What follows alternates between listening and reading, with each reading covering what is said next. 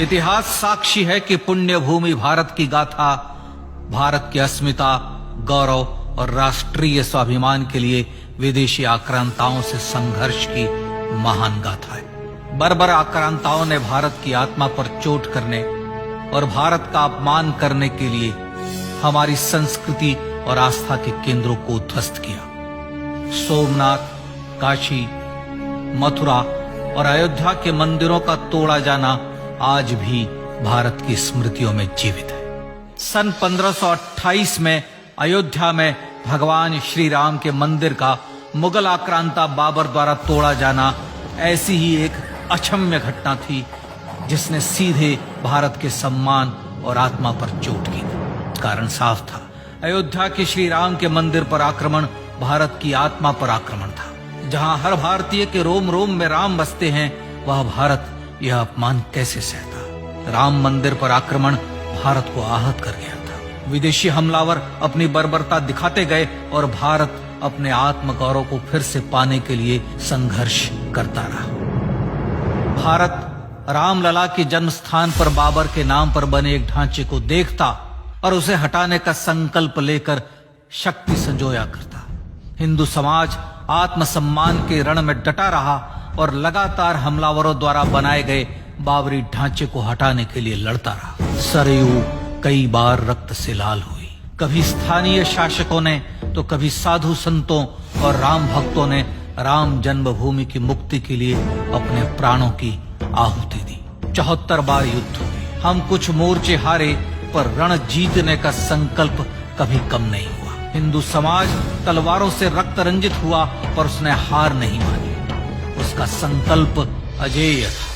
15 अगस्त 1947 को देश की आजादी के साथ सैकड़ों सालों से चले आ रहे इस संघर्ष में नई ऊर्जा और एक नया मोड़ आया। अचानक 23 दिसंबर 1949 को बाबरी ढांचे में श्री राम लला प्रकट हुए। हजारों राम भक्त दर्शन के लिए उमड़ पड़े। तत्कालीन प्रधानमंत्री पंडित जवाहरलाल नेहरू ने उत्तर प्रदेश सरकार को श्री राम लला को विवादित ढांचे से हटाने का आदेश दिया। उत्तर प्रदेश सरकार ने अयोध्या के कलेक्टर को यह काम दिया और यह निर्देश भी कि जरूरत पड़ने पर वे बल का प्रयोग भी करें। अयोध्या के कलेक्टर ने सरकार को उत्तर दिया कि यह नरसंहार के बिना संभव नहीं है और फिर भी वह ऐसा चाहती है तो किसी दूसरे कलेक्टर से यह काम करवा ले। परिणाम स्वरूप रामलला की मूर्ति वहीं विराजमान रही। विवादित ढांचे को बंद कर दिया गया। केवल पुजारी को सेवा अर्चना के लिए भीतर जाने की अनुमति थी। फिर भी राम भक्त विवादित ढांचे के बाहर से प्रभु श्री राम की आराधना करते रहे। भारत के हिंदू समाज के लिए चुनौतियां और बढ़ गई। मामला अदालत में गया। विपक्षी दलों द्वारा अदालत में भगवान श्री राम के अस्तित्व पर सवाल उठाए गए। उनके अयोध्या में ही जन्म लेने का प्रमाण मांगा गया। भारत का जनमानस अब आहत हो उठा था। आजाद भारत में भी हिंदू समाज को अपनी आस्था और श्रद्धा के लिए संघर्ष करना पड़ रहा था। चुनौतियों के इस समय में सन 1984 में विज्ञान भवन दिल्ली में विश्व हिंदू परिषद ने धर्म संसद का आयोजन किया। इस संसद में देश भर के संतों ने राम जन्मभूमि की मुक्ति के लिए आह्वान किया और राम जन्मभूमि मुक्ति यज्ञ समिति का गठन किया। धर्म संसद ने राम जन्मभूमि की मुक्ति और वहां भगवान श्री राम के भव्य मंदिर बनाने के भारत के जनमानस के संकल्प को फिर से दोहराया। विश्व हिंदू परिषद के नेतृत्व में मंदिर निर्माण के लिए पूरे देश में अभूतपूर्व आंदोलन की शुरुआत हुई। श्री राम जन्मस्थली मुक्ति यज्ञ समिति के साथ देश भर में राम जानकी की रथ यात्राएं निकली। राम लीलाओं में राम कथा के माध्यम से भारत का आम जन फिर से जुटा। अब सबके मन में एक ही प्रण था, एक ही लक्ष्य था। अयोध्या में जन्मभूमि पर भगवान श्री राम के भव्य मंदिर का निर्माण। सन 1989 में विश्व हिंदू परिषद द्वारा गांव-गांव से रामशिला पूजन करके अयोध्या भेजी गई। 2,75,000 गांवों से रामशिलाएं अयोध्या पहुंची। भव्य राम मंदिर के शिलान्यास का निर्णय हुआ। पूज्य संत महात्माओं और हिंदू समाज के अन्य प्रमुख नेताओं के निर्णय के अनुसार अनुसूचित जाति के प्रमुख नेता श्री कामेश्वर चौपाल ने 9 नवंबर 1989 को मंदिर निर्माण का पहला पत्थर रखा। राम जन्मभूमि पर मंदिर निर्माण के लक्ष्य की पूर्ति के लिए सन 1990 में सोमनाथ से अयोध्या के लिए श्री लाल कृष्ण आडवाणी ने रथ यात्रा की शुरुआत की। देश में जन भावनाओं का ज्वार उमड़ने लगा। श्री लाल कृष्ण आडवाणी के रथ यात्रा के साथ साथ मंदिर के लिए जन समर्थन बढ़ने लगा और छद्म सेकुलरवाद बेनकाब होने लगा। इस जन आंदोलन को रोकने की तमाम कोशिशें हुई पर सब व्यर्थ हुई। विश्व हिंदू परिषद ने देशवासियों से अयोध्या में जन्मभूमि पर मंदिर निर्माण के लिए 30 अक्टूबर और 1 नवंबर 1990 को कार सेवा का आह्वान किया। परिणाम स्वरूप लाखों राम भक्त कार सेवा के लिए देश के कोने कोने से अयोध्या आए। इससे देश की एकात्मता का विराट दर्शन हुआ। कार सेवकों को रोकने के लिए उत्तर प्रदेश के तत्कालीन मुख्यमंत्री श्री मुलायम सिंह यादव ने अयोध्या में परिंदे को भी पर न मारने देने की घोषणा की। स्थितियां गंभीर हो गई। अयोध्या से 100-100, 200 किलोमीटर दूर रेलगाड़ियां रोक दी गई। अयोध्या युद्ध भूमि बना दी गई। मार्ग बंद, रेल बंद, चप्पे चप्पे पर पुलिस।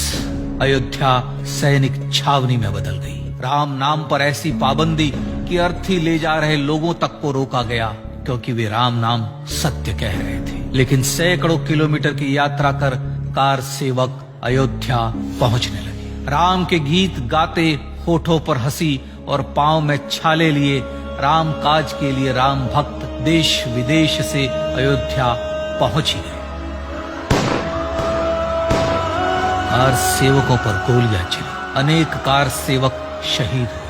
आजाद भारत में जन्मभूमि पर राम मंदिर के लिए कार सेवकों ने फिर एक बार अपना बलिदान दिया, पर कार सेवकों ने विवादित ढांचे पर भगवा फहरा ही दिया और इस तरह कार सेवा सफल हुई।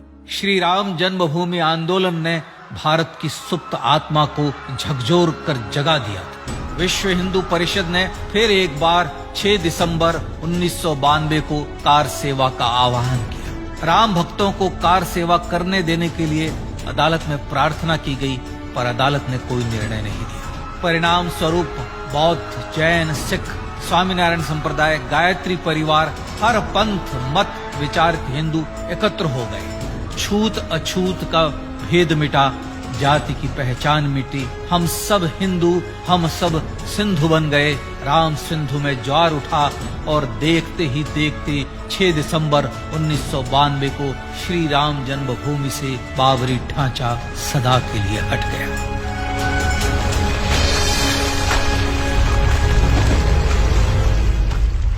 यह क्षण शौर्य, न्याय और सत्यमेव जयते का क्षण था। यह तो धर्मस्ततो जय का क्षण था। पर संघर्ष की गाथा यहां जाकर भी नहीं रुकी। छद्म सेकुलरवादियों द्वारा भारत और भगवान श्री राम के इतिहास को झुठलाने के लिए अदालतों में चुनौतियों का सिलसिला चलता रहा, जो 1950 से चल रहा था। हिंदू सिखों के बीच से गुजरते हुए भगवान श्री राम का दर्शन करने के लिए विवश थे। यह स्थिति थी आजाद भारत में श्री राम और राम भक्तों की। पर सत्य को तो जीतना ही था। आखिरकार देश के सर्वोच्च न्यायालय के 5 जजों की खंडपीठ ने 9 नवंबर 2019 को ऐतिहासिक निर्णय दिया और यह कहा कि अयोध्या जन्मभूमि परिसर की पूरी 67 एकड़ भूमि रामलला की। और न्यायालय ने भारत सरकार को जन्मभूमि पर मंदिर बनाने के लिए एक ट्रस्ट बनाने का आदेश दिया। सर्वोच्च न्यायालय के आदेश के अनुसार भारत सरकार ने 5 फरवरी 2020 को श्री राम जन्मभूमि तीर्थ क्षेत्र नाम के ट्रस्ट का गठन किया और राम जन्मभूमि न्यास की भूमि जो सरकार द्वारा अधिग्रहित की गई थी, उसे ही नवनिर्मित न्यास को वापस दे दिया गया। 5 अगस्त 2020 को भारत के प्रधानमंत्री श्री नरेंद्र मोदी ने श्री राम जन्मभूमि तीर्थ क्षेत्र के अध्यक्ष पूज्य महंत नृत्य गोपाल दास, राष्ट्रीय स्वयंसेवक संघ के पूज्य सरसंघ चालक डॉक्टर मोहन भागवत एवं उत्तर प्रदेश के मुख्यमंत्री श्री योगी आदित्यनाथ की उपस्थिति में श्री राम जन्मभूमि पर भगवान श्री राम के भव्य मंदिर के लिए भूमि पूजन कर निर्माण कार्य का शुभारंभ किया। इस तरह लगभग 500 वर्षों से राम जन्मभूमि की मुक्ति के संघर्ष का पटाक्षेप हुआ। अपने आत्मसम्मान और राष्ट्रीय अस्मिता के लिए इतना लंबा संघर्ष विश्व के इतिहास में बेजोड़ है। श्री राम भारत की आत्मा, भारत की परिभाषा, हमारे राष्ट्रीय आदर्शों और जीवन मूल्यों के प्रतिनिधि मर्यादा पुरुषोत्तम हैं, जो हर हिंदू के होठों पर जन्म से मृत्यु तक रहे, बस यही हर हृदय में प्रार्थना होती है। राम भारतीय राष्ट्रीय स्वाभिमान और आसेतु हिमालय से समुद्र पर्यंत तक जन जन को एकात्मता के बंधन में बांधने वाले रक्षा सूत्र है। अयोध्या स्थित श्री राम जन्मभूमि पर बाबर का हमला वास्तव में भारत के स्वाभिमान और राष्ट्रीयता पर हमला था। प्रधानमंत्री श्री नरेंद्र मोदी द्वारा श्री राम जन्मभूमि पर राम मंदिर का पुनः निर्माण न केवल बाबरी मानसिकता का पराभव है, बल्कि संपन्न, सुखी, सुसंस्कृत, सर्वशक्ति संपन्न स्वराष्ट्र का सूर्योदय भी है। यह उस राम राज्य की दिशा में वह कदम है जिसकी अभिलाषा राज राजेंद्र चोल, कृष्णदेव राय, छत्रपति शिवाजी महाराज से लेकर महात्मा गांधी तक ने की थी। अयोध्या में जन्मभूमि पर भगवान श्री राम का मंदिर न सिर्फ राष्ट्रीय गौरव होगा, बल्कि वह श्री राम के आदर्शों का राष्ट्र मंदिर होगा। अब वह महान संकल्प पूरा होने जा रहा है। आइए इस राम यज्ञ, राष्ट्र यज्ञ में जिन ज्ञात और अज्ञात भारतीयों ने अपनी आत्माहुति दी है, उनका पुण्य स्मरण कर उन्हें श्रद्धांजलि दी।